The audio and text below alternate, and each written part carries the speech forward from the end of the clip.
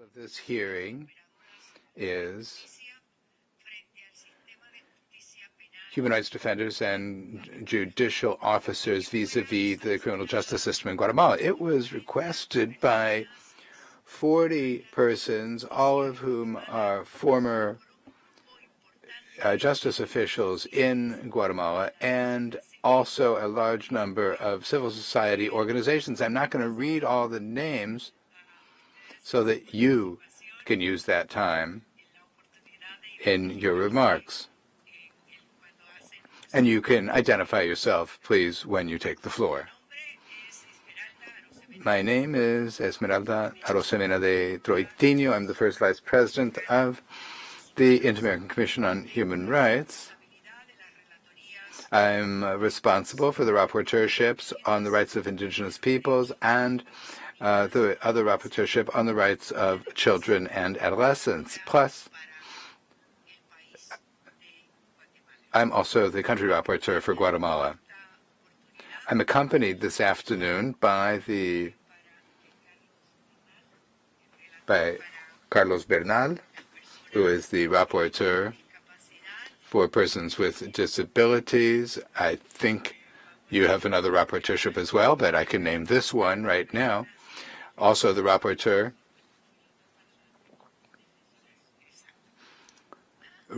for human rights defenders. Well, the thing is that Jose Luis joined the commission just a couple months ago. So I'm still needing to identify a bit more his role. And so Rapporteur for Human Rights Defenders is Jose Luis Caballero. We're also accompanied by the Executive Secretary, Tania Renau, the Assistant Executive Secretary, Maria Claudia Pulido, Rapporteur for Freedom of Expression, Pedro Vaca, and special greetings to all of you. We convey to you our solidarity in light of all of your struggles and all of your work for human rights.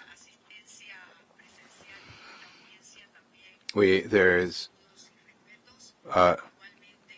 also all of those who are here at this hearing, our greetings, and likewise those who are following us by virtual means.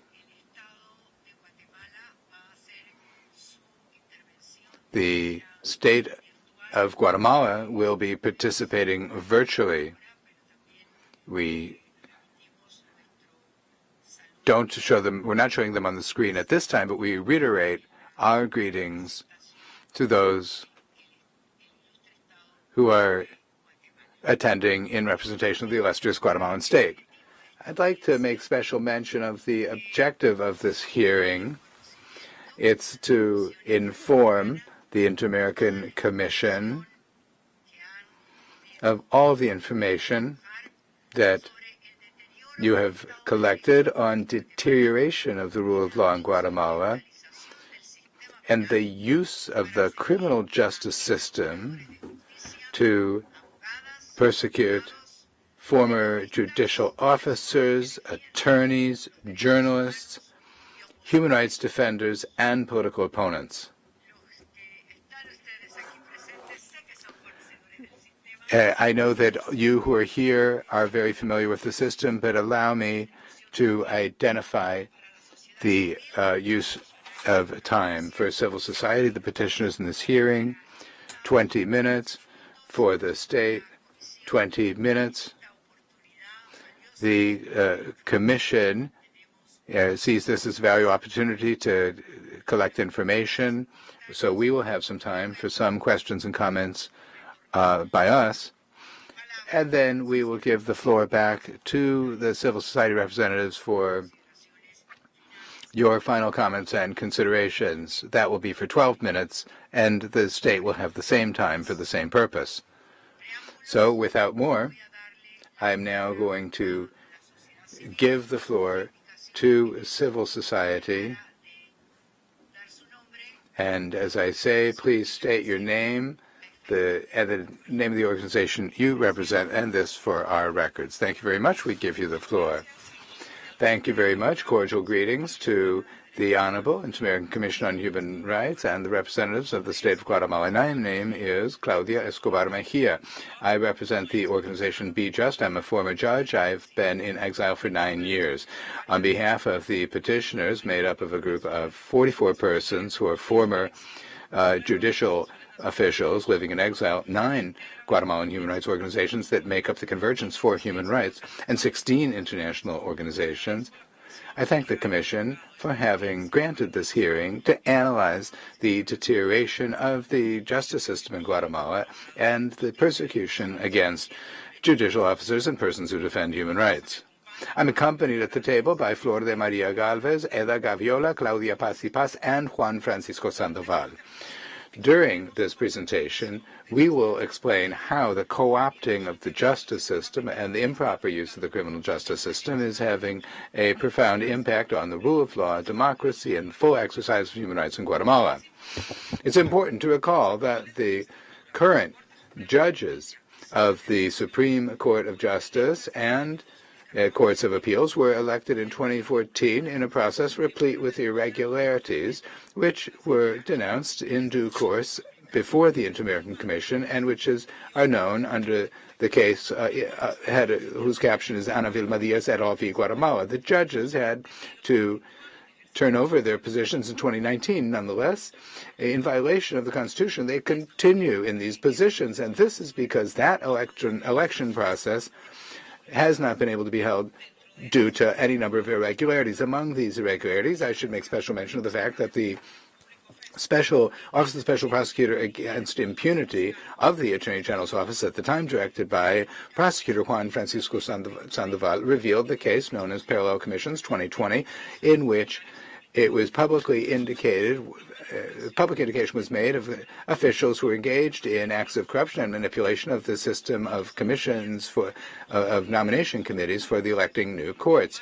Due to those anomalies, the Constitutional Court suspended the process in May of 2020. It issued a resolution ordering the legislators to elect new judges by acclamation, ensuring that they were persons who abided by the requirements set out in the Constitution, and that ruled out were those who were accused of having committed crimes. To date, the Congress of the Republic has refused to carry out that resolution. As a result, the judges tied to corruption networks continue unlawfully in their positions. Nonetheless, surprisingly, yesterday, after 4 years of delays, the Constitutional Court ordered the Congress to elect courts no later than December 15th of this year, reiterating the obligation to discard those who do not meet the constitutional requirements. As regards the Constitutional Court, it should be noted that it is made up of judges who are sympathetic to the political and economic elites. In April of 2021, the Congress of the Republic stood in the way of Judge Gloria Porras, who was elected by the University of San Carlos to take office as a member of that court. The current Constitutional Court has issued resolutions that are in violation of the Constitution and in violation of human rights. It is a validated crime, and it has created greater polarization in the country. The Attorney General's Office, for its part, has been co-opted by Attorney General Consuelo Porras. During her period, she has dismantled the FECI, the Special Prosecutor Against Impunity, currently under the responsibility of Rafael Curquiche. This prosecutor office was key, together with CC, in investigating large-scale corruption in which political and economic elites were involved or implicated. At this time, the Attorney General's Office, with the support of certain judges, instead of investigating crime which stalks the country and fighting corruption and impunity, is dedicated to using the criminal justice system to go after and criminalize judicial officers, prosecutors, journalists, political opponents, and human rights defenders. This criminal prosecution or persecution or use of the criminal justice, weaponizing of the criminal justice system is part of a strategy of institutional weakening that the Inter-American Commission has known of and documented in its last 2 annual reports. Criminalization is not an isolated phenomenon. Rather, it's a part of a strategy that is systematic and has the following patterns. It begins with a spurious complaint or denunciation. Then preliminary procedures are requested or arrest orders are issued without any basis. The investigations are considered to be under seal in order to obstruct access to justice for the accused, deny access to the press and public opinion of any information. Smear campaigns are unfurled in and in social networks and media, due process undermined by delaying proceedings with malicious intent or using pretrial detention as the general rule. Criminalization has a direct and profound impact on the lives of those who suffer. It also has a negative impact on Guatemalan society because one loses credibility in the justice institutions. There is fear that anyone can be persecuted for exercising their freedom of expression. There's no doubt that with all this, human rights, the rule of law, and democracy are at grave risk in Guatemala. I now yield to Flor de Maria Galvez. She will refer to the impact of criminalizing judicial officers. Thank you, Claudia. As a result of this criminalization, at present, at least 45 of us are in exile, former judicial officers, and more than 10 are facing criminal prosecution in Guatemala. This includes former prosecutor Virginia La Parra and the former person responsible for CC, Claudia Gonzalez. They are now arbitrarily in prison. Those of us who are in exile have not committed any crime. Rather, we dared to confront and challenge the corrupt elites who hold power in Guatemala, doing our work with dignity and with integrity. We have investigated and prosecuted cases related to corruption at the highest levels of the Guatemalan government. We have investigated money laundering networks that involve business, government, and drug trafficking activities.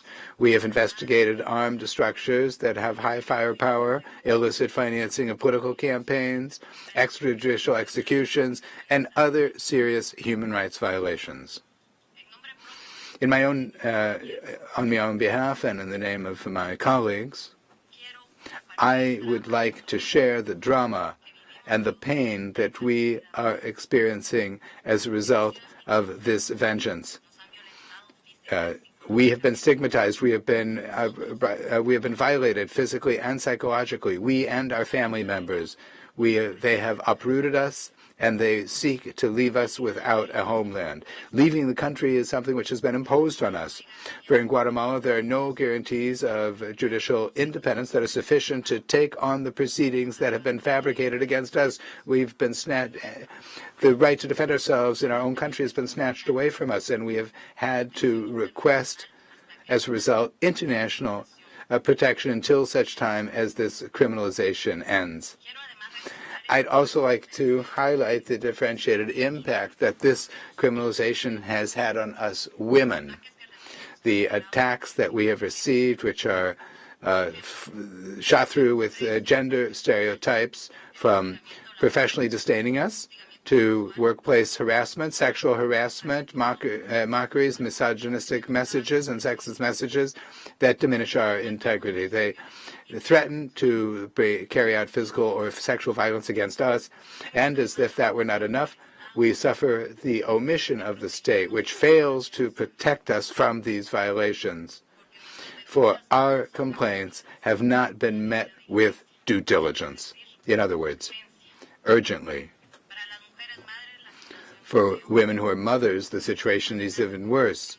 They're threatened to be deprived of liberty in order for them to force them to accept charges against them. Who wants to be in prison and away from their family? It's important to give visibility to the undignified conditions in which judicial officers are detained, as well as the abuse and torture to which they've been subjected. Sensorial deprivation techniques have been documented, as well as refusal to access vital medicines in order to get persons to accept charges against them. I also want to mention a perverse strategy that is being used to limit our legitimate right to defense. Those who work as defense attorneys for those of us who have been criminalized are also persecuted. This happened to Claudia Gonzalez. She defended several judicial officers and is now in prison. Today, several independent judicial officers are still in my country, Guatemala, doing their work with great valor, exposing themselves to high levels of risk to their lives, freedom, and personal integrity, physical integrity, which makes it necessary and urgent to adopt all measures to bring this persecution to an end. I now yield to Eda Gaviola. She will refer to the situation experienced by human rights defenders. There's no doubt but that criminalization has become the backbone of the strategy of revenge against those who defend human rights, those who give visibility to and communicate the alarming situation in Guatemala. The records of assaults and attacks on human rights defenders and journalists confirm the situation, as does the increase in the levels of violence against these persons, sectors, and groups. According to the data from UDEFEGUA, in the year 2022, there were a total of 3,574 attacks. Of these, 1,737 are acts to criminalize the activity of defending human rights, and 1,513 are acts of harassment. This situation is corroborated by the data from the Observatory of the Association of Journalists of Guatemala and also by the data collected by the Red Romper Miedo, the Break the Fear Network, and the Community Press, which have given evidence the fact that there's been a peak of incidents around the national elections in 2023. Like the cases of judicial officers, it has been made apparent that the proceedings against human rights defenders are maliciously delayed, the objective being to prolong uncertainty with respect to one's legal situation or to lengthen the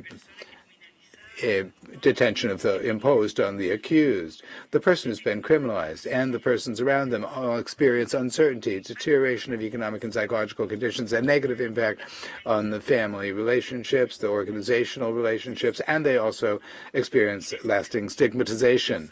In that regard, human rights defenders who have been released and whose proceedings end continue to be accused of being conflictive and representing a threat to social peace. As example of this, there is the case of the Association of Fisher People, the Council of Maya Kekchi authorities, and the constant criminal persecution against journalist Carlos Ernesto Choc from the town of El Estor.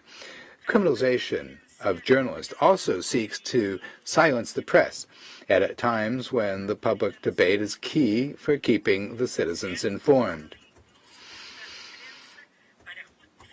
Even articles in the press have been used to justify keeping persons accused in pretrial detention, and some judges have ordered that journalists who publish reports on cases of criminalization be investigated. A paradigmatic case of persecution of journalists is that of José Rubén Zamora, who is the president and founder of the publication El Periódico. He, for a year and 4 months, has been locked up, deprived of liberty.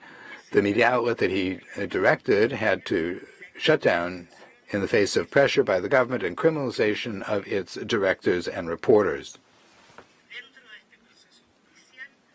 Within this same judicial proceeding, another 8 journalists are facing criminal charges because of their works. Several of them are at this time in exile. According to the United Nations High Commissioner Office for Guatemala, as of today, there are at least 23 journalists in exile. Most of them have criminal proceedings against them that are opened. Many of these cases are under seal at the Office of the Attorney General, which stands in the way of their defense. In addition, recently there have been threats by the Attorney General's office and even by the current president to press criminal charges against peaceful demonstrators in the context of defending the recent election, placing emphasis on persecuting those organizations that receive foreign funding. This reflects once again the structural racism against our ancestral authorities, and at the same time it has a negative impact on the work of defense done by the national organizations, the Guatemalan organizations. We will continue reiterating it. A justice system that criminalizes those who defend the human rights and guarantees impunity for acts that have a negative impact on people's lives seriously undermines citizen trust in the legitimacy of the public institutions, putting democracy at risk. Enough of criminalization. We have had enough. I now yield to Claudia Paz, and she will talk about the different scenarios of criminalization around the elections. The co-optation of the justice system and manipulation of the criminal justice system is also putting at risk the election and democracy in the country and in the region. Since June 25th, the Attorney General's office initiated systematic persecution against the election authorities and the Movimiento Semilla political party. The objective is clear: to, at any cost, keep the President-elect Bernardo Arévalo and Vice President-elect Karin Herrera from taking office on January 14th. The Attorney General's office asked Judge Freddy Orellana to suspend the legal status of the Movimiento Semilla party, misusing the law on organized crime because of supposed falsification of signatures in the incorporation of the party. On November 2nd, the election authorities carried out the suspension after the conclusion of the electoral process.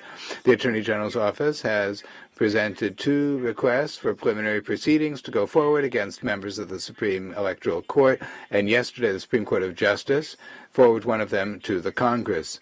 In addition, information has been requested about the persons who were part of the electoral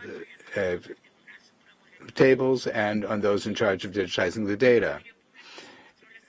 Most recently, the Attorney General's office had sequestered the original documents that show the results of the first round of the election. Several judges were assaulted by prosecutors and members of the police. In defense of integrity of the electoral process, since October 2nd, the ancestral authorities from different parts of the country have led peaceful demonstrations demanding respect for the will of the people. They call for the resignation of Attorney General Consuelo Porras, prosecutors Rafael Curichiche and Cintia Monterroso, and Judge Freddy Orellana, identifying them as the ones responsible for the legal actions that have threatened the electoral process. The Constitutional Court has issued resolutions in violation of the Constitution. On October 18th. It characterized the peaceful demonstrations as crimes against humanity and ordered that the entry to the Attorney General's office be secured and called for the use of force and the intervention of the army if necessary. Thanks to the capacity for dialogue of the ancestral authorities, violence has been avoided. It is essential to denounce before this Honorable Commission that the ancestral authorities have received threats that endanger their lives and integrity, and they asked for precautionary measures from this Honorable Commission. Unfortunately, on October 28th, a member of the Xinca Parliament, Noé Gomez, who was one of those who requested such measures, was assassinated. And that is why, Honorable Commission, we ask that these measures be granted immediately. I allow myself to, I will conclude by recalling that the country is in a political, social, and human rights crisis without any precedent because of the breakdown of the rule of law led by the arbitrary action of Attorney General Consuelo Porras. I now yield to Juan Francisco Sandoval to present our prayers for relief. In view of all the foregoing, we ask this Honorable Commission to urge the Guatemalan state, particularly the Attorney General's office, to immediately cease the persecution and judicial harassment directed against judicial officers, electoral officials, human rights defenders, journalists, indigenous authorities, and political opponents. That a special mechanism be created to follow up on the recommendations of the reports on Guatemala, and that the Commission keep Guatemala in Chapter 4 of the 2023 annual report until such time as the state complies with all of the recommendations. In the face of the accelerated aggravation of the situation of risk faced by several groups and with a view to avoid more irreparable harm, we ask that precautionary measures be adopted on an urgent basis for the ancestral authorities of the 48 cantons and those who have sought them, who are at risk, such as Virginia Laparra and Claudia Gonzalez. That priority be accorded to analyzing the case of Ana Vilma Diaz et al. V. Guatemala, which refers to the anomalies in the election of courts in 2014. The considerations of the Commission could be most useful of great value, that is, for the upcoming process of election of courts in Guatemala. Also, the Commission should continue keeping the OAS informed of the human rights situation and the crisis of the justice system so that it can have input so as to be able to adopt decisions in the context of carrying out the Inter-American Democratic Charter in the state of Guatemala.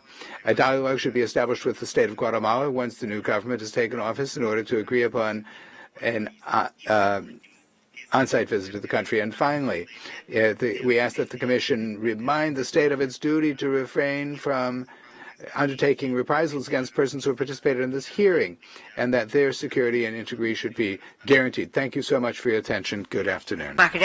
Thank you very much. Thank you very much. Now let us hear the representatives of the states. We have the technical team in place to help connect them as they're joining us virtually. Are you there? Buenas tardes. Afternoon. The state of Guatemala. Can you hear me? Thank you. Yes, we can hear you. Mr. Contreras and Walter Bertrand, and representative of COPADA.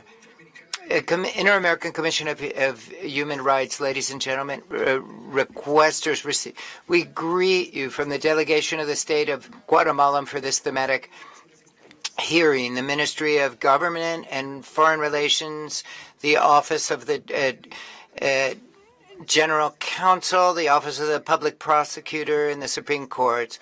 Also, I am the director of the Presidential Commission for Peace and Human Rights, COPAI.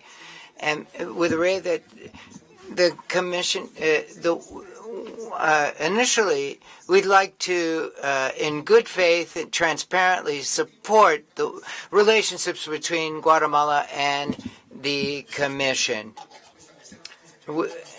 We have established in this forum, it is not permissible to establish or ascribe international responsibility to the states.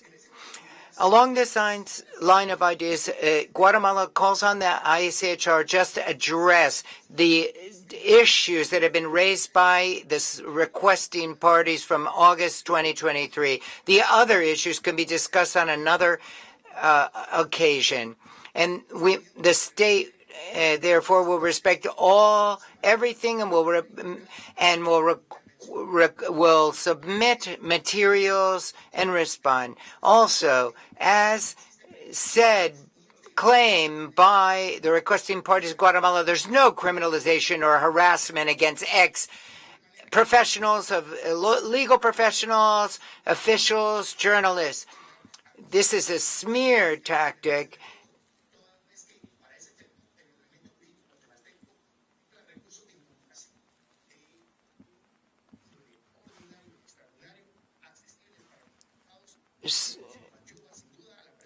This will help to prevail the principle of judicial independence, the right to defense in a hearing. It's important to oppose emphatically what was said, which the accusations of the Office of the Public Prosecutor improperly using criminal law, weaponizing it.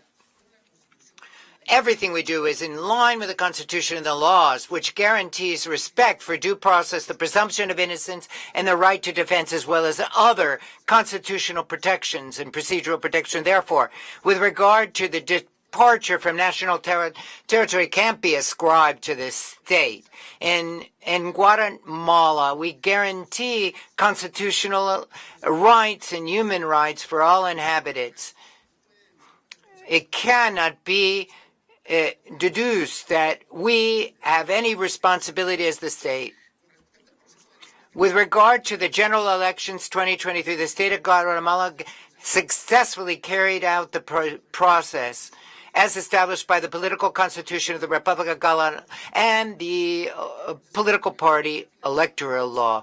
It has come to a conclusion, this process, and the positions have been awarded, and therefore this undermines the claims of the requesting parties. The state of Guatemala has ensured the right to elect through universal vote, suffrage, and there is a process of transition, and it's all been smooth. Now, there has been a weakening of institutions that fight against corruption, was another claim. Guatemala is constantly fighting against corruption and promoting transparency. These are issues that have been a very high priority of the government. There's been 2 presidential commissions, one against corruption and the other for open and e-government. And significant steps have been taken in line with the view of the Comptroller General of Accounts of the nation. We have made efforts to maintain a solid institutional framework that effectively abides by the law in vis-a-vis these scourges. For the information of the ICHR, the interpreter apologizes, the sound is cutting in and out. We will talk about advocacy and prevention of corruption and government transparency and compliance with national and international commitments.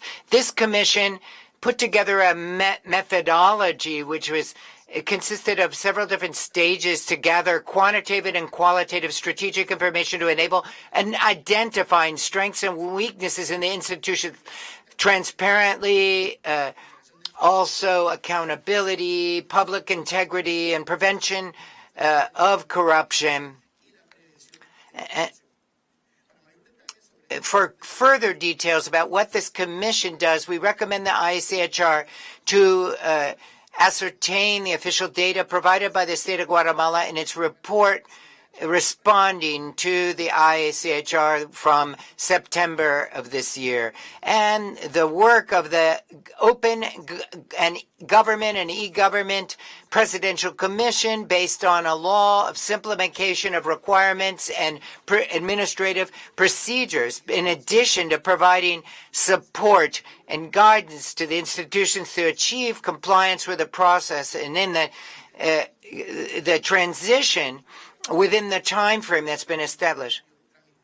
An inventory of administrative procedures was laid out. And on another note, we must remind you and recognize that the Office of the Attorney General has broadened its coverage as an implemented specialized prosecutor's office that address crime. Also, we created a prosecutor's office for femicide, and there's one in Region 7 that includes Chimaltenango, Region 7, Petén, and another special prosecutor's office against corruption in Quetzaltenango and Zacapa. It's necessary to underscore that there is no criminalization against justice operators and other public officials because there's autonomy and objectivity in the processes of criminal investigation. Along this lines of thinking, the public prosecutor's office is a technical institution that makes sure that there is enforcement of the law, preserving the rule of law, respect for human rights, and this is why it acts impartially and independently without the subordination of any government agency, both internally or externally. It's important to underscore that thus far, the Public Prosecutor's Office has not been stopped any investigation started by the FESI or the extinct CICIG. The parties have continued with these investigations. The state of Guatemala takes note of the arguments put forward by the petitioners and concludes that there is no basis and it is not grounded in reality what their claims are. Therefore, we want to clarify that the Office of the Public Prosecutor is not obstructing or undermining any investigations into corruption. That office is complying with the principle of legality, due process, and presumption of innocence and the right to defense. under the political constitution of the Republic and in the laws. Also, we have a structure that ensures transparency, labor rights, investigation through the possible violations by public officials. What has been claimed by the requesting organizations with regard to arbitrary arrest, it goes against all of the evidence and proof that we have before the courts. Furthermore, Guatemala has issued pronouncements about two specific arguments that they make with regard to the working group of the UN and the arbitrary detentions. With regard to the first thing, you must know that the state of Guatemala has diligently worked on fulfilling its international commitments and preparing the report requested by the working group, and in December, as agreed, it will be ready. And with regard the delegation of the state which wished to cite the special rapporteur of the UN as the independent expert on Elena Duhan on human rights, who said this is a clear violation of the rights to due process, including the presumption of innocent and unfair trial. There is no pattern of selective persecution in Guatemala, inasmuch as there's been an emphasis on how successful the elections were run, and any investigations or requests by the Office of the Public Prosecutor have been authorized by competent judges, and there's been oversight of constitutional guarantees. At this time, I give the floor to my colleague. Thank you. As has been mentioned at the other forum, the ISHR should consider that the beginning of an opening of investigation in a criminal proceedings in Guatemala doesn't presuppose guilt or an anticipated conviction. What it seeks to do is uncover the truth where there may be a crime committed. There's a coverage on 100% nationwide by 2021. In other words, the 340 municipalities are covered by the Office of the Public Prosecutor, and they can. And there's alerts. Alba Kenneth and Isabel Claudina. Its offices are being strengthened to ensure that the population receives service with standards under international standards of quality, certified under ISO Quality Standard 9001 2015. Thus far, 92% have been certified of these cases. In May 2001, the current Attorney General took office. He took the appropriate measures to establish a new comprehensive case management system where in May 2018, we've covered 98% of the cases. Additionally, more than 2,300,000 cases will be disposed of, and this shows that justice is done and we're fighting against impunity and corruption. And on another note, the Office of the Public Prosecutor has coverage and uses a sociocultural approach and has a Secretariat of Indigenous Peoples, and it respects their human rights and makes sure there is enforcement of standards in this area, providing culturally appropriate and linguistically appropriate care. And there are 107 interpreters and 54 women and 53 men for 18 different Mayan languages, and they provide warmly and a quality service, cultural appropriate services. I also like to say that there's been implementation of the information system of technological applications. This is an official tool to registration and work of the Office of the Public Prosecutor, which is made up of computer modules. This is to improve the mechanism of criminal investigation. The Office of the Attorney General, both internally and in coordination with other institutions, has implemented 4 models of comprehensive care. Among the internal instruments that have been used by the Attorney General are related with the implementation of protection of human rights of victims. We can see up on the screen the agreements on these issues, and this is evidence of the interest of the Office of the Public Prosecutor to guarantee the adequate care.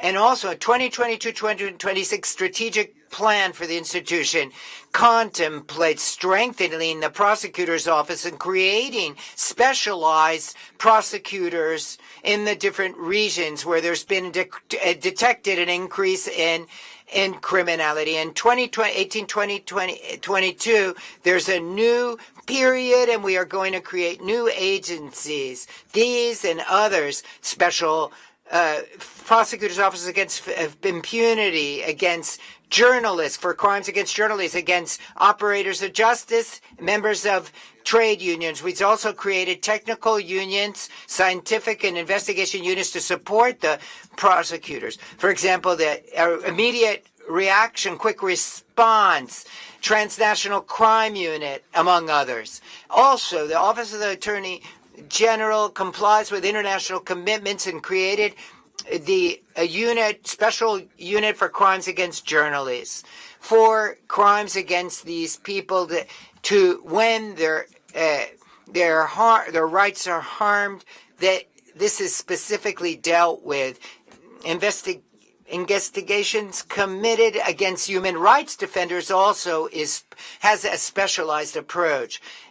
Added to what I just said, the Ministry of Government has the Division of Protection of Security and Individuals, DPPS, within the structure of the National Civilian Police, which is in charge of providing specialized security through security contingencies, dealing with the situation of risk of the beneficiaries, as well as the protocol for risk assessment implemented by DPPS is an instrument that makes it possible to conduct a security study and grant protection measures by the General Office of the National Civilian Police to apply these when there are direct threats or concrete events that jeopardize the lives and safety of the beneficiaries. Here, I must point out that under Article 154 of the Constitution, officials are depositories of authority responsible for the official conduct and subject to national laws, and therefore the state does not contribute with non-state actors and threats to fundamental rights. With regard to the judiciary, it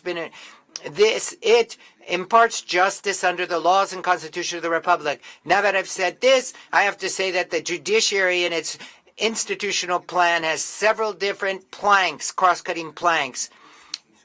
In the framework of its functions, it's promoted implementation of institutional policies, protocols, process of training, promotion and socialization with regard of respect for human rights, and I've been determinative for strengthening, for capacity building of the judiciary to ensure the right of access to justice for everyone. Additionally, the judiciary has its protocols, procedures, as you can see up on the screen. That we have virtual hearings now, and this is, the ICHR is aware of. And under letter E, the state denies what has been claimed by the petitioners here. We ensure the right in the political constitution of the Constitution. It prevails in all cases. That is the right to report abuses. And with regard to the accusations of discrimination against women, it's important to mention that in Guatemala, the Supreme Court, the Public Prosecutor's Office, the Electoral Tribunal, and the legislature are run by women in the Constitutional Court. During the current period, there are two women who sit on the tribunal, the Electoral Tribunal. 250,000 public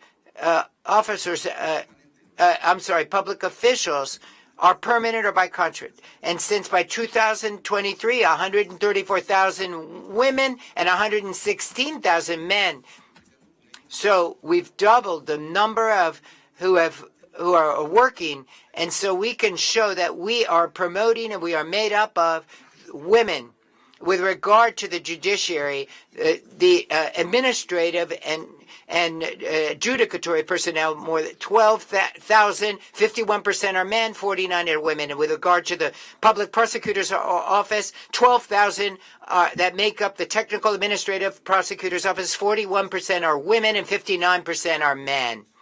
These are official data that show that participation of women within public administration is quite heavy and constant, despite the claims of the petitioners. The state completes its remarks and reaffirms its willingness to continue to engage in dialogue, open dialogue with the Commission and the petitioners. Thank you.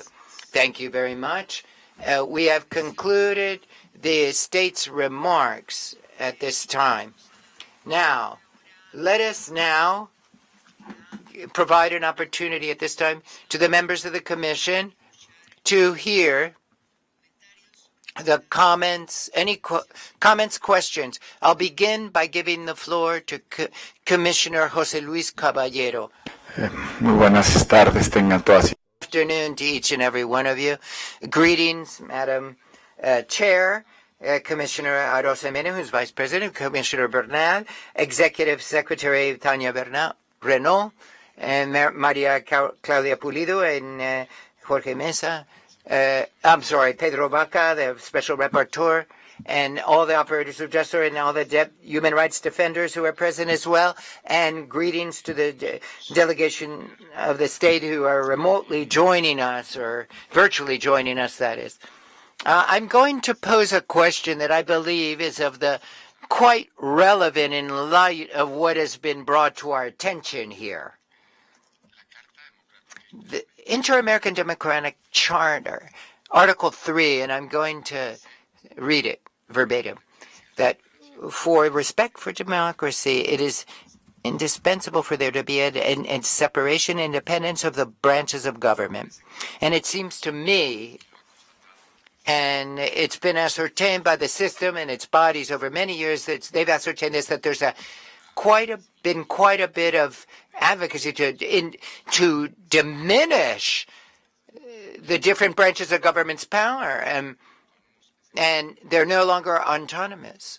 And I think there's been a trend in this direction. What I want to ask the state is, what do you feel with regard to the investigation that's being conducted by the Office of the Attorney General with regard to the Electoral Tribunal and the apparent purchase of computer equipment, which has turned into a criminal proceeding, and the Supreme Court of Guatemala has just endorsed or upheld this to remove the procedural immunity from these elected officers. This is a question that I'd like to pose that I think is of the utmost importance in the face of the transition and in the executive branch particularly, and the person who won the elections. And so I would like I'd like the Commission to be enlightened about this situation, the criminal investigation against electoral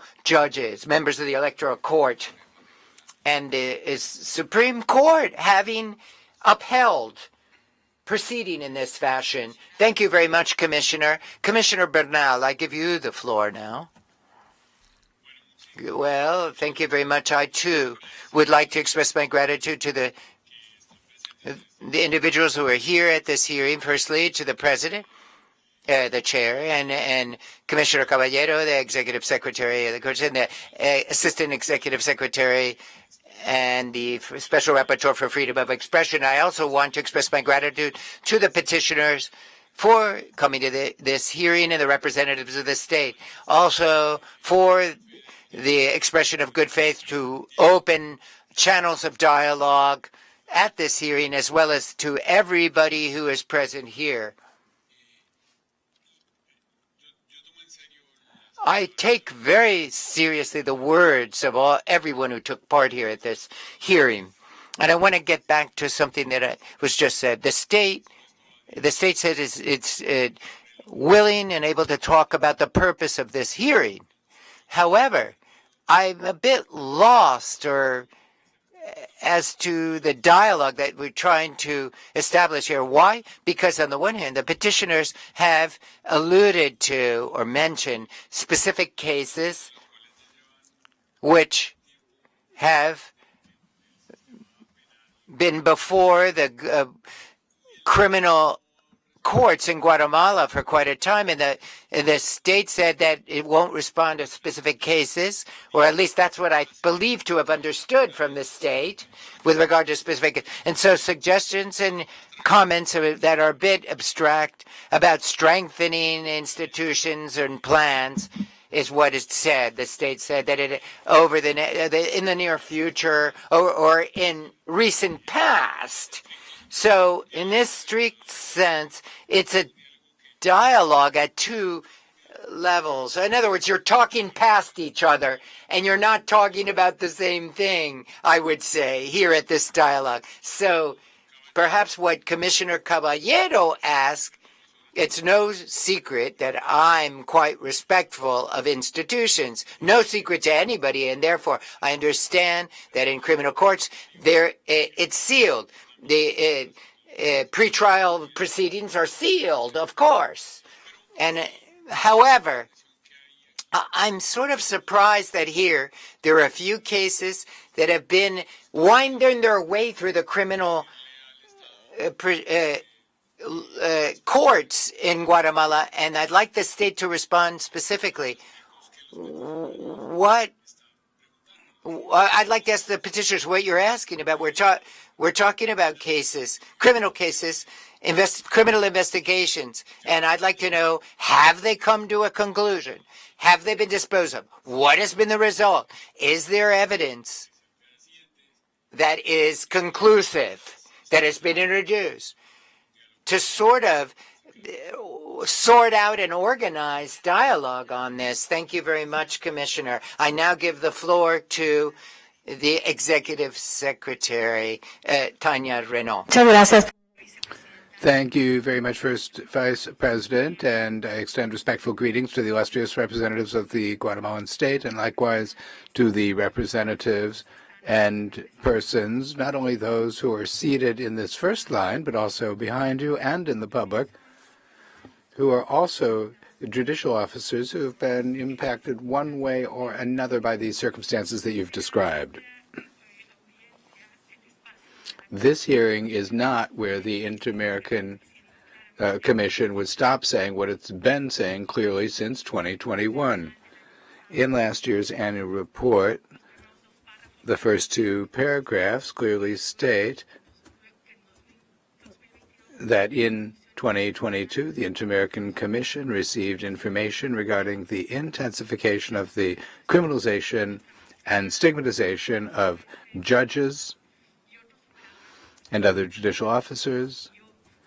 The Commission decided to include the Guatemalan state in Chapter 4B, and we've also said so at the Permanent Council, and we have to be consistent with what we've said. On 28 August, the Inter-American Commission condemned the arrest orders against Juan Francisco Sandoval, Xiomara Sosa, ex-prosecutors, and the detention of Claudia Gonzalez Arellano.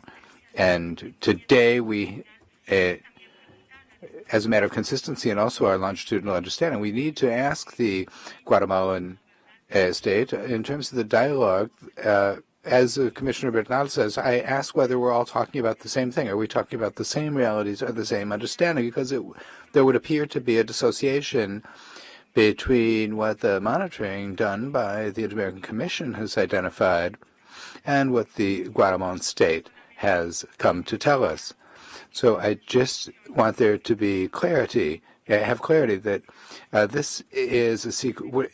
This is not dissociation. Rather, there's a logic, a long-term logic of weakening of the judicial institutions in the country. Thank you, First Vice President. I will give the floor now to the Rapporteur for Freedom of Expression, Pedro Vaca. You have the floor. Thank you very much, Chair.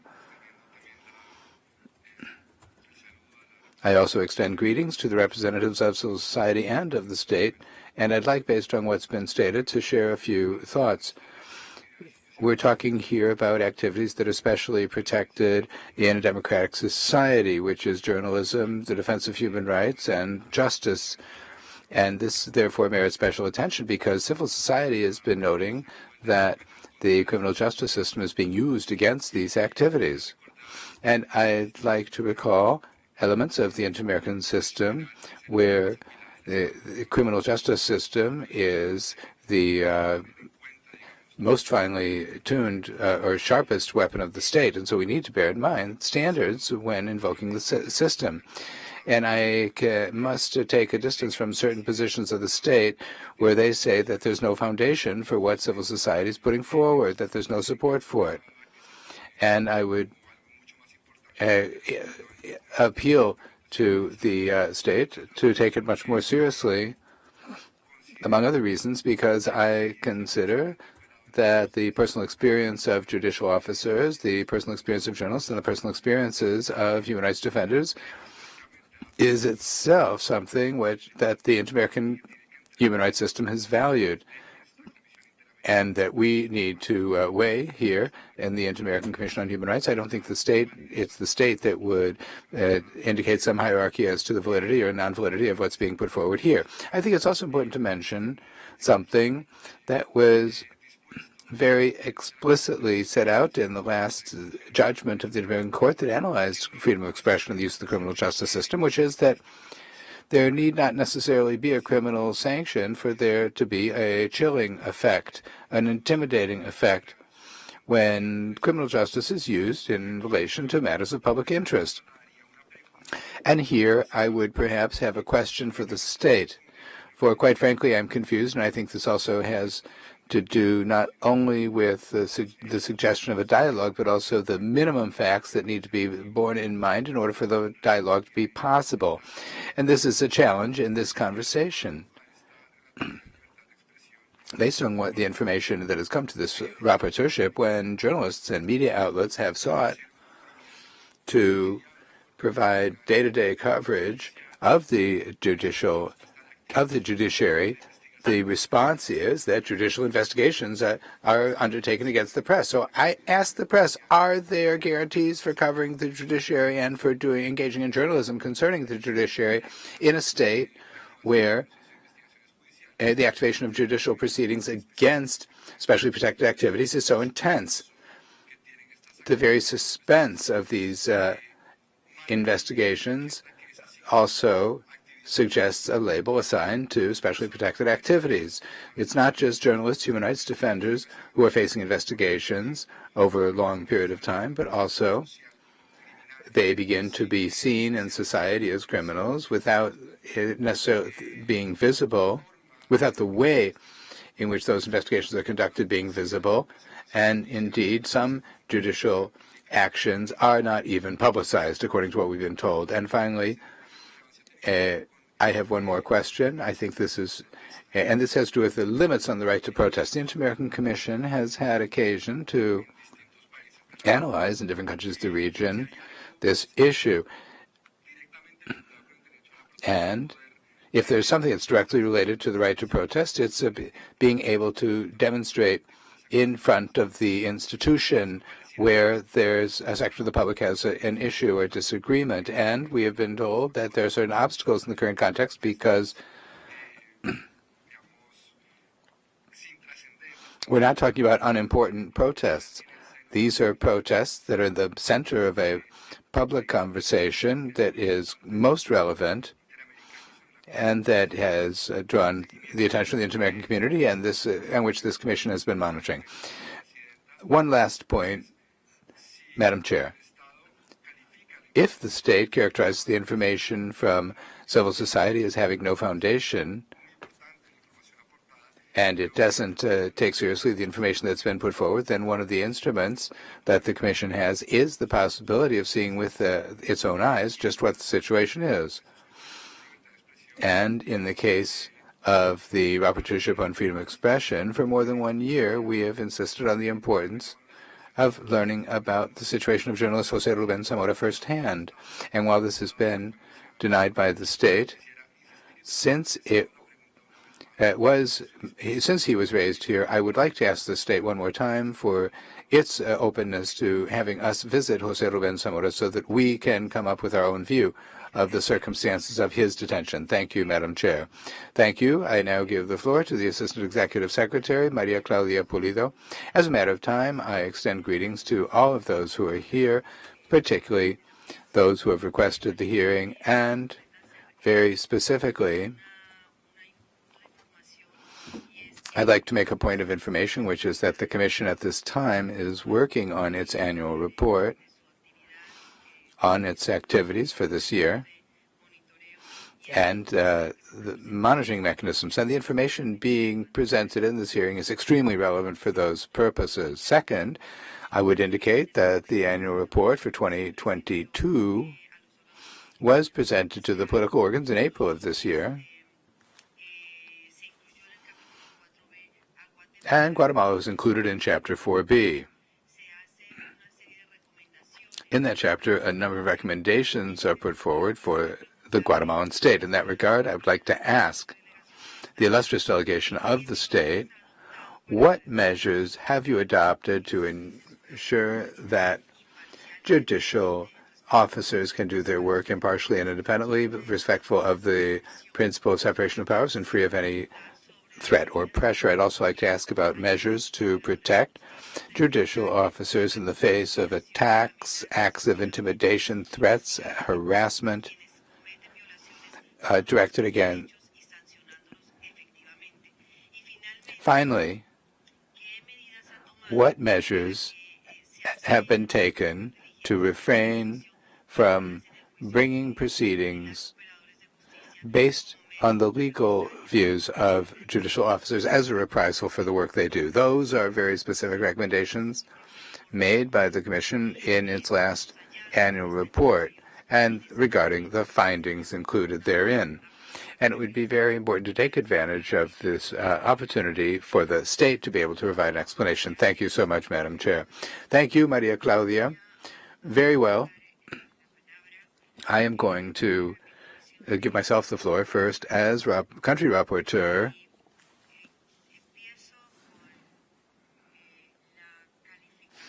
I'll begin with the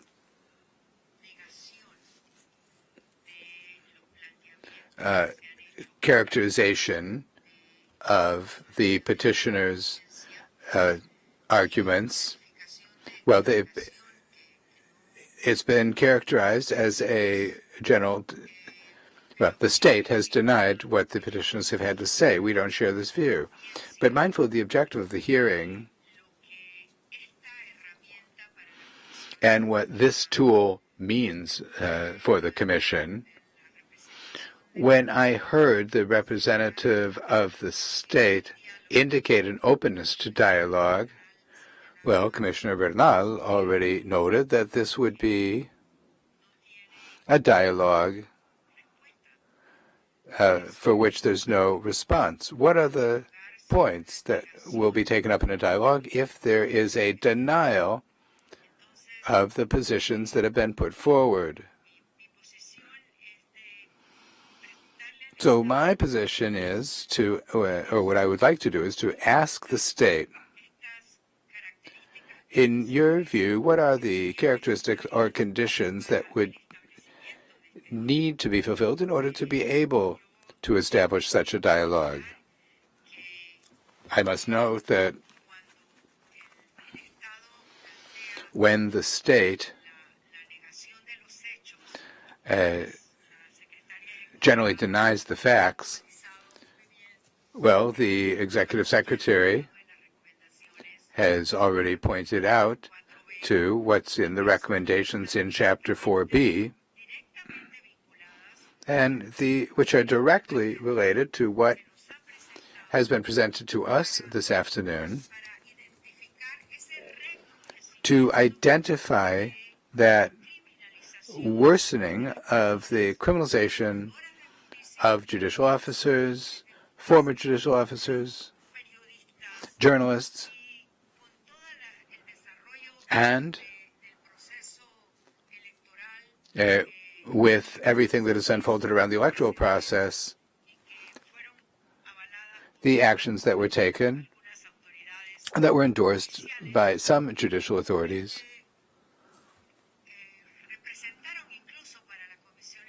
which, in the view of the Inter-American Commission, made it clear that it was necessary to issue precautionary measures for the winning president and vice presidential candidates because of the insecurity, harassment,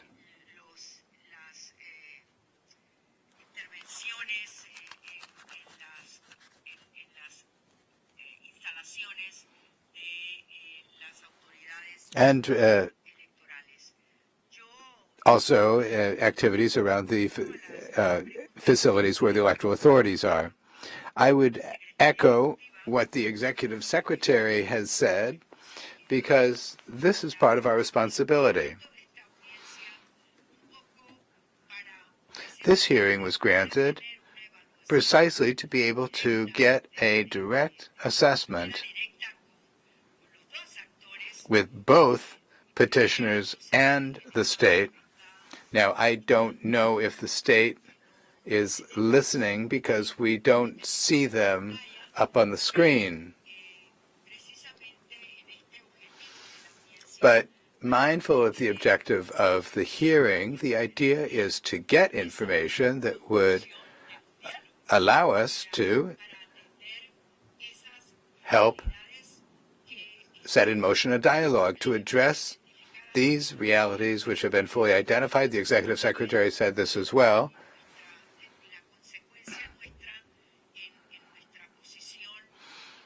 And that we be consistent in our position, identifying in terms of the judicial system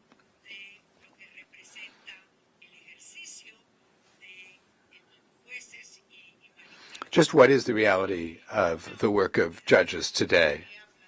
At one point, I put forward this situation in terms of, well, what it means to have a judicial system in democracy. When judges cannot do their work independently as an essential element,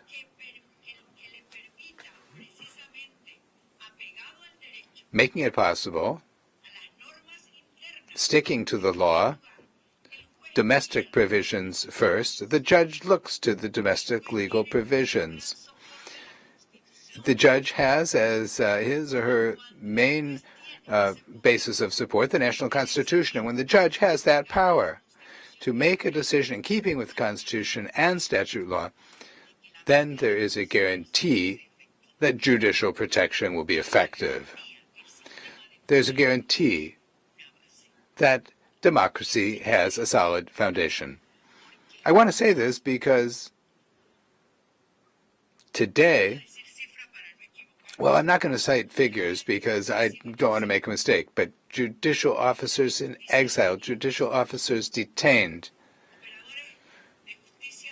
judicial officers subject to or facing 60, 70, or 80 judicial cases.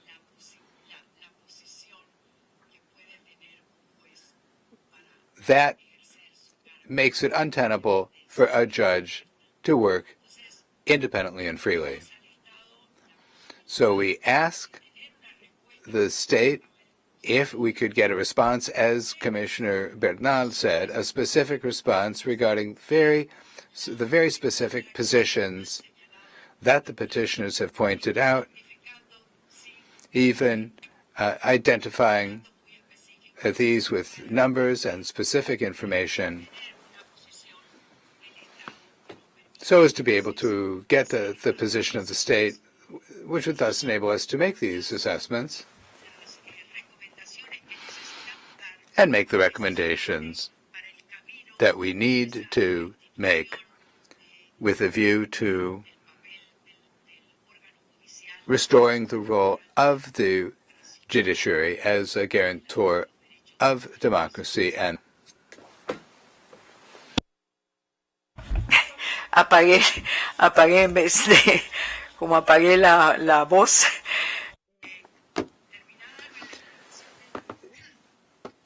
Now, with this, the Commission concludes its remarks, and with that, I give the floor back to civil society.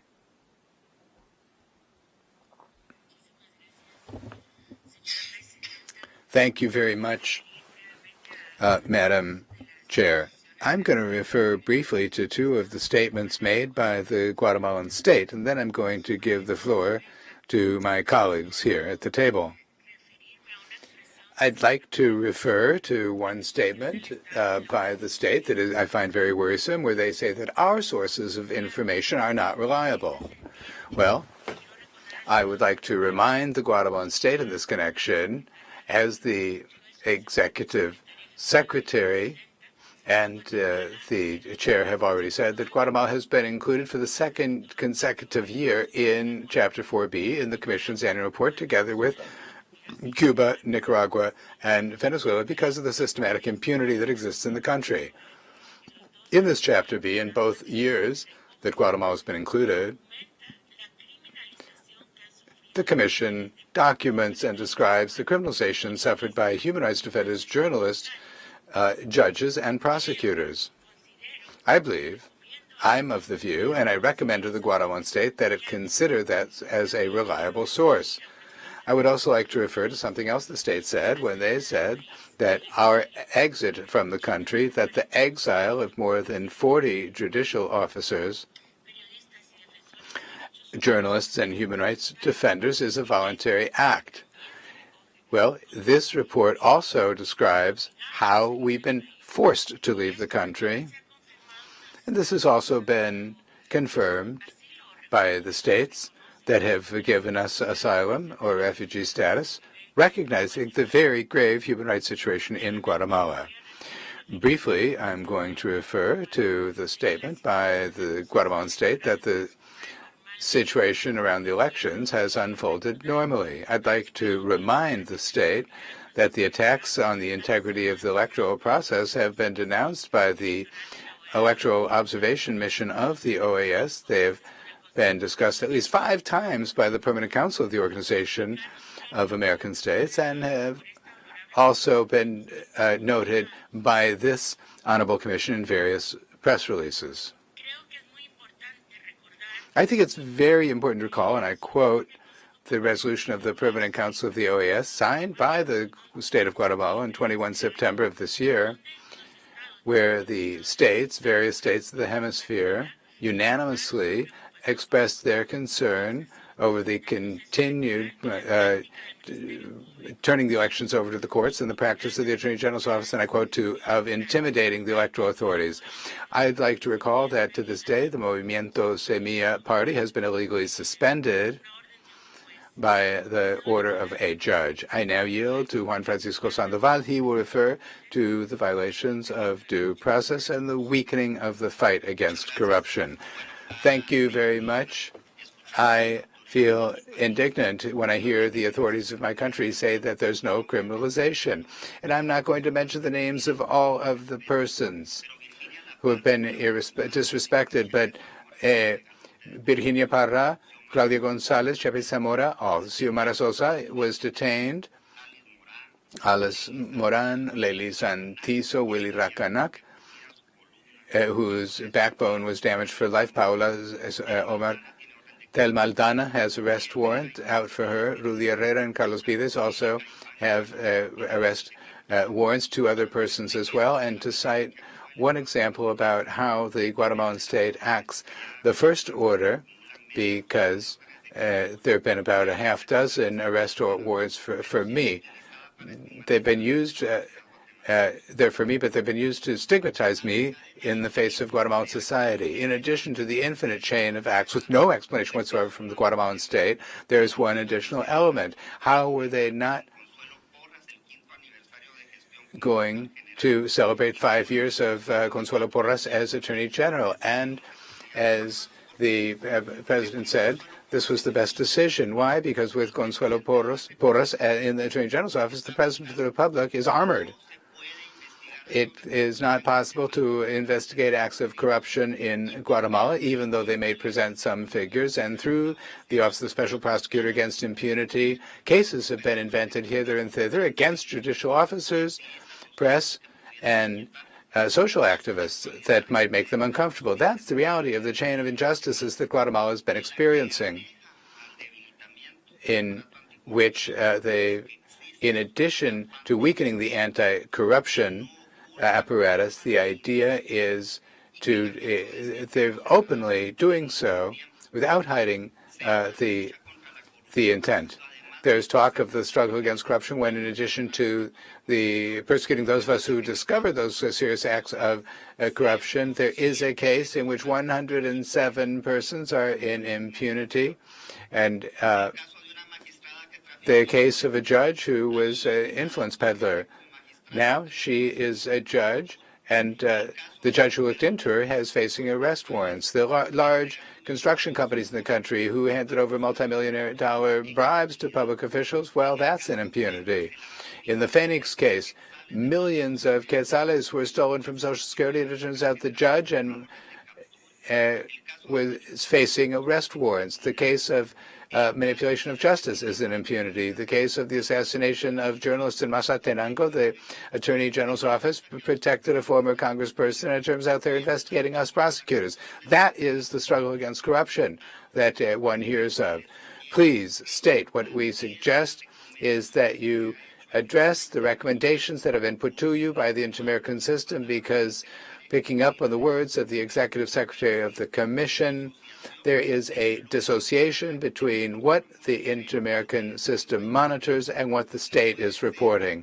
It cannot be that the United States and several European countries and several Latin American countries were being given refugee status and asylum because it's been shown that there's illegitimate persecution, and that the CEDAW issued a pronouncement a few years ago about the persecution that women judicial officers and women journalists are subject to in Guatemala. That the working group, the United Nations working group, has declared Virginia La Parra a prisoner of conscience. That Interpol does not go after red alerts because illegitimate persecution has been shown in those cases. We need more recognition and less figures that are aimed at blurring what a democratic state should be. And with that, I give the floor to my colleague Elba Alviola. I'd like to refer to three aspects that I think are important and that could illustrate the figures that were that have been mentioned regarding gender equality. We could say that in 2021, 50,000 complaints over violence against women were thrown out at the Attorney General's office. And that is not a source cited by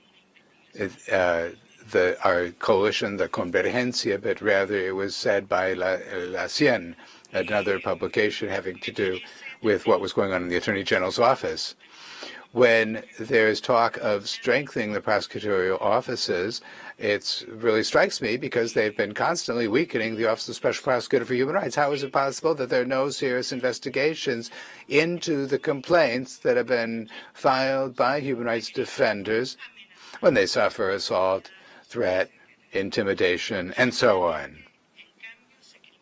Quite quickly, on the by way of contrast, protest is criminalized. There are people who are being tried for having participated in the 21 November 2021 demonstration, for example. But I'm also very much struck by the criminalization of the ancestral leaders and ancestral authorities in the different regions of the country, not just now in the demonstrations. We know of specific cases where community leaders have been criminalized because of protesting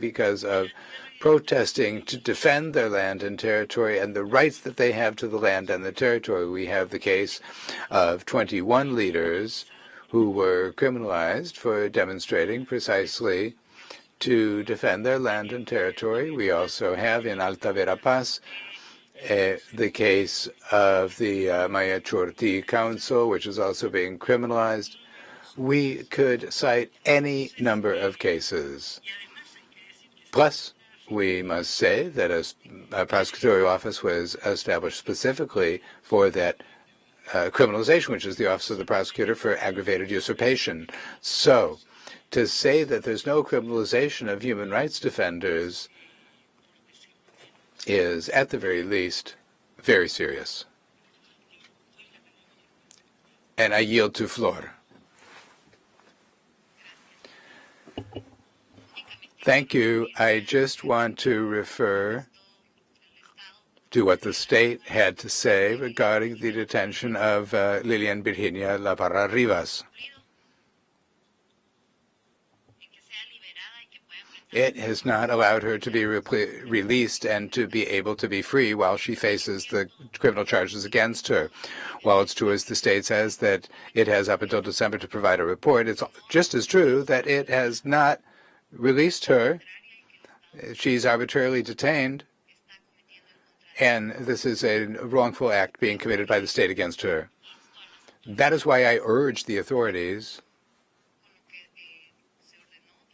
to carry out what was ordered and requested, because her detention is arbitrary and was so declared.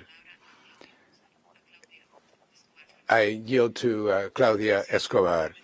Thank you very much. I would merely like to reiterate that the co-opting of the institutions of justice begins with the election of the Supreme Court of Justice in 2014, a situation that is well known to the Inter-American Commission on Human Rights.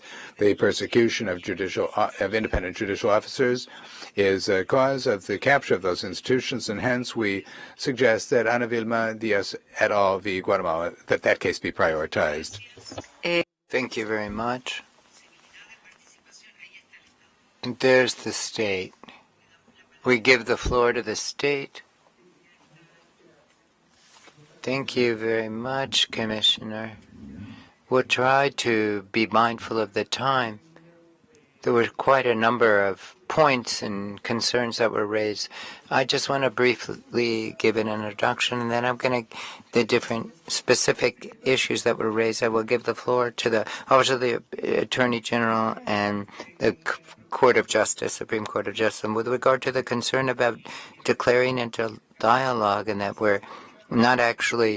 it's not actually materializing. A lot of the issues that were raised here at this hearing have also been the subject of dialogue and discussion and sharing with some of the requesting organizations before the ICHR. Some of the commissioners that are at this meeting they were either thematic or working meetings or precautionary measure meetings. On these times, we shared information much more than what's been shared by the state in an effort to try to clarify the claims and respond to the claims of the petitioners. Today, because of lack of time, we were able to the whole universe of issues that were left. So in August is when this was requested, and as I said originally, that's what we were supposed to be in. But what we want to put on the record is that we do want to engage in dialogue, but the dialogue, as was said by Commissioner Esmeralda and also Commissioner Bernal, a dialogue can't start with a complete negation or denial or absolute affirmations. If there's a contradiction, the important thing is to find points of consensus. And so 100% Guatemala does say that all the hearings in the universal system and the inter-American system, we provide official information that can be verified and it's provable and backed up, and it has a basis. I wanted to make that clear and put that on the table. And also the different opportunities that can go on for this purpose. We'll do this and continue to engage in dialogue. Even though we deny certain events because or acts because we're sure of this. But of course, there's certain clarifications we could make. So I'd like to wrap up saying that the state of Guatemala prohibits insubordination or subordination to the state. There can't be any subordination of the bodies of the state. The bodies of the state are subordinate. The political constitution of the criminal code applies to everyone, and it's what governs everyone. We have the same remedies, the same proceedings. I'm going to give the Office of the Attorney General to respond. The Office of the Public Prosecutor has a good afternoon. With regard to the different points that have been raised and the questions that have been made and the accusations, what I want to bring back to reality, what has happened in the criminal investigations? The criminal investigations are the result of complaints that the alleged victims filed in every single instance, and I can't tell you them one by one because there wouldn't be enough time to do so, but there are complaints. And there have been investigations for each one of the complaints. My agency fulfills its constitutional mandate and investigates.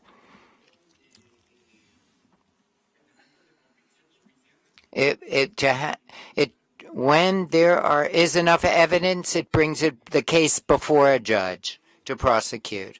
In exercising its the judiciary exercises its independence and decides whether there's going to be a trial or not if there's enough evidence to proceed.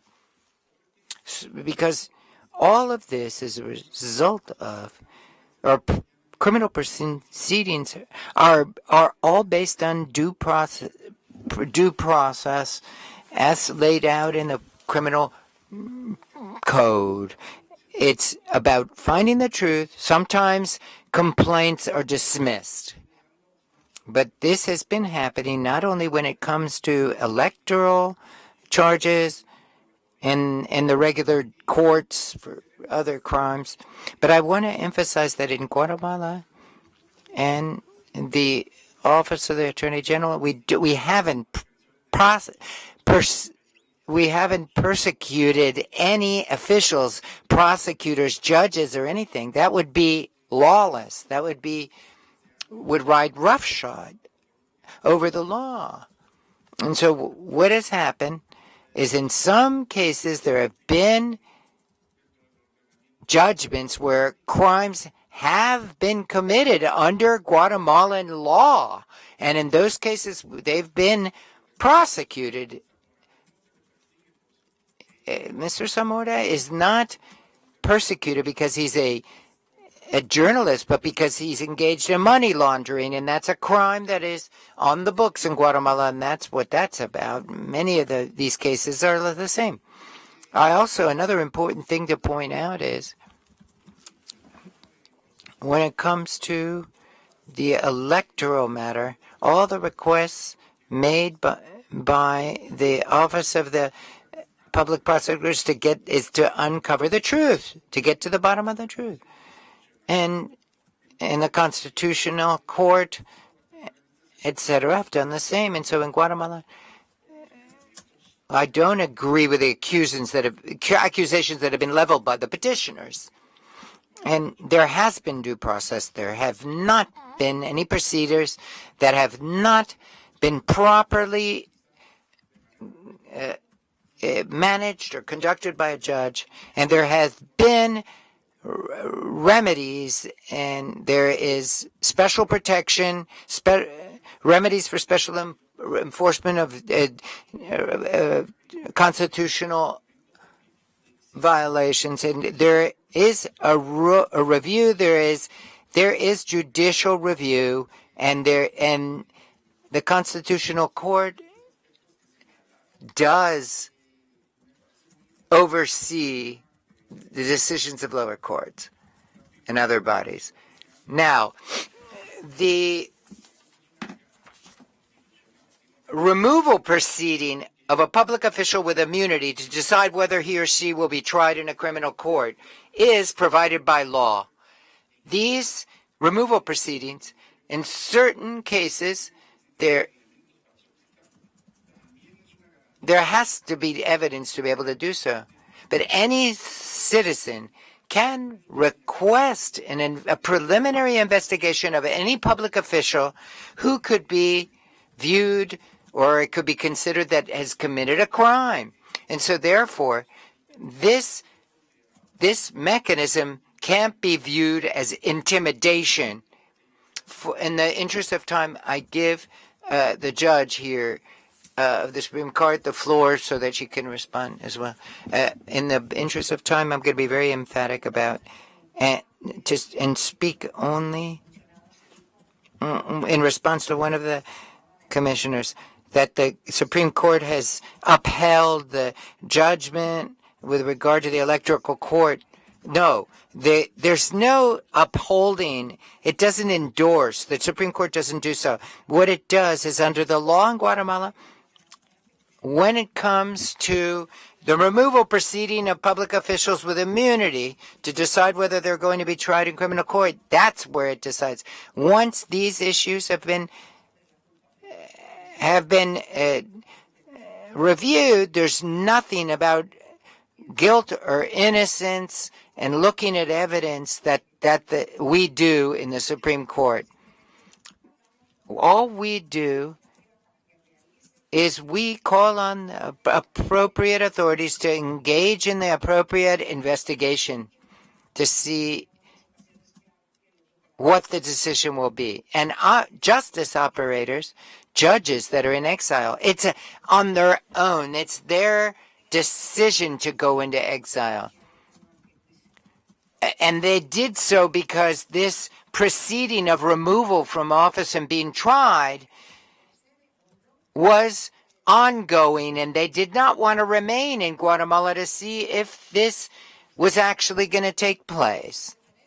And now, with regard to the case that Mr. Sandoval raised, yes, he spoke of a woman judge of the Supreme Court who was subjected to a proceeding in a jail where Claudia Gonzalez is being held in custody. I want to say that it was Francisco Sandoval that was the prosecutor of that case. And well, we don't understand why, but why these specific complaints are being put forward. There are arrest warrants pending for him for several cases. I'm new on the Supreme Court of Justice, and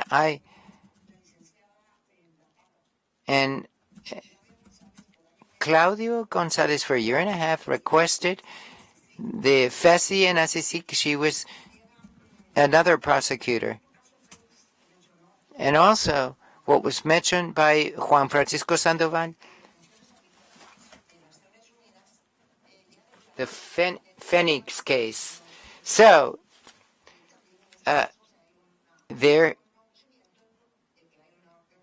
we are aware that there is a pending arrest warrant for justice operators.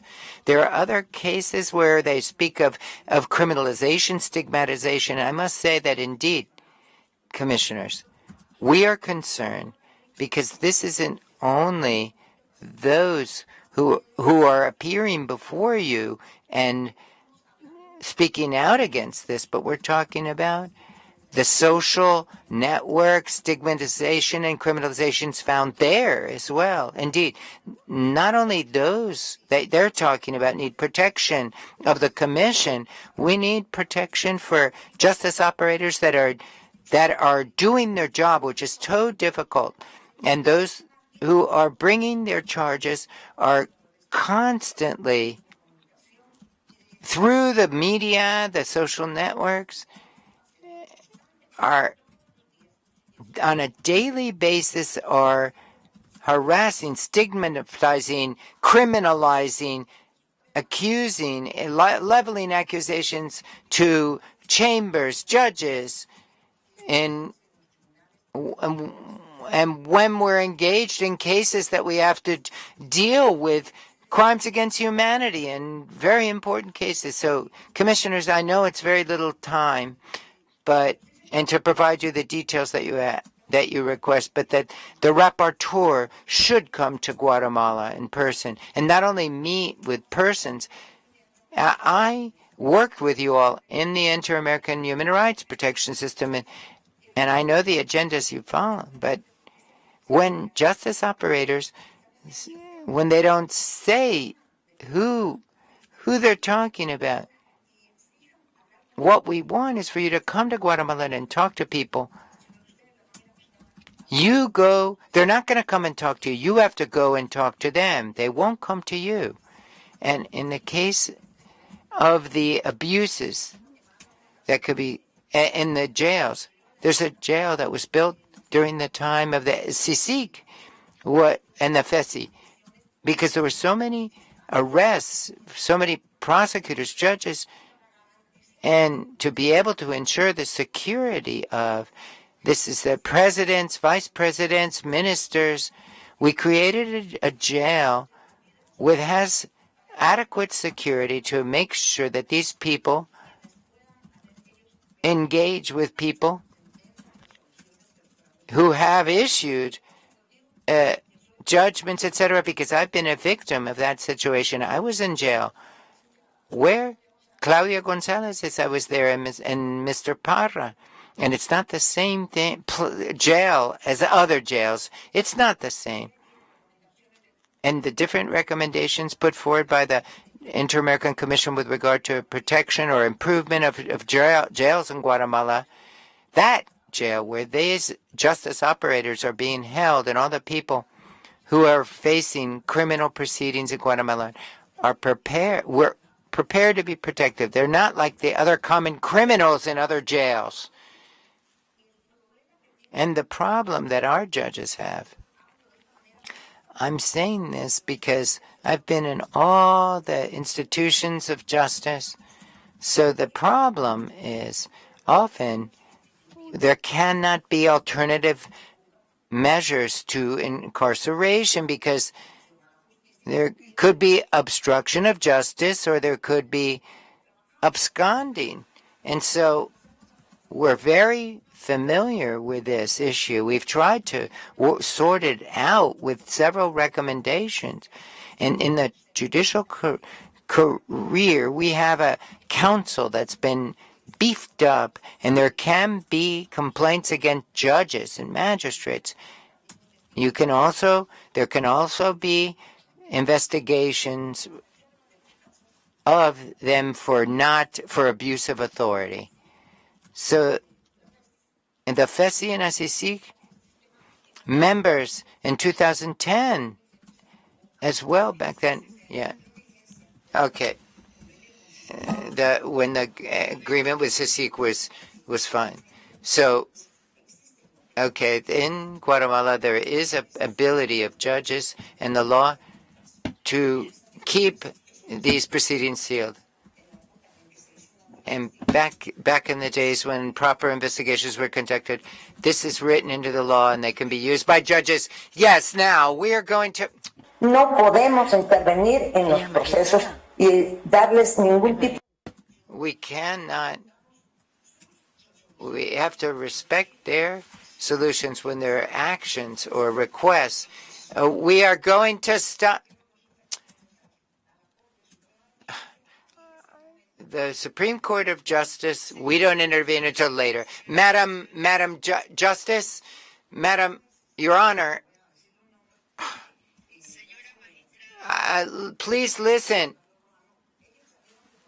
Cuando supieron que tenían un antejuicio, pero que no se les había resuelto. Entonces, definitivamente. They left Guatemala because they had these proceedings against them. That's why these judges left. They have been... o no que se les siguiera un proceso. Señora Blanca Stadi, Miss Blanca Stadi, you have gone way over time. You have gone way over time. I apologize. I don't know how much longer you went over the time that you were allotted, but we have to conclude because we have other responsibilities right now. And so now I'm going to close out this hearing right now, taking advantage of the words that you just said. The Inter-American Commission on Human Rights repeatedly, over the course of 2 years, we have been requesting the state of Guatemala an opportunity to go and to make an in situ or in local visit to actually assess the situation on the ground. If that's true, the situation you described us, we want to see with our own eyes and we want to have this contact. We have requested specifically the ability to go into these jails, to have this opportunity to visit. And you say that there's differences between the jails where they're being held and the protection and the security. We would like to go and see, and I'd like to make the most of this opportunity to call on the state of Guatemala